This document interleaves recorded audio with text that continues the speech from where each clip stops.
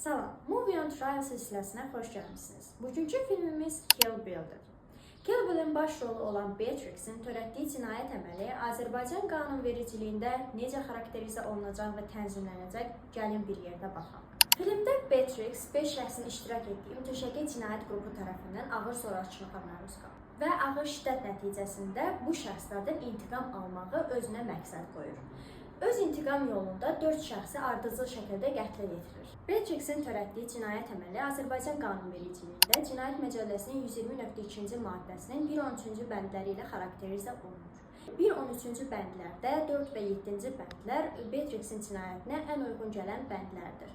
4-cü bənddə xüsusi amansızlıqla və ya xüsusi təhlükə törədən əməl, 7-ci bənddə isə 2 və ya daha çox şəxsin öldürülməsini əks etdirir. Beatrix bu cinayətləri törədərkən əməlinin fərqində idi və bunların mahiyyətini açıq şəkildə dərk edirdi.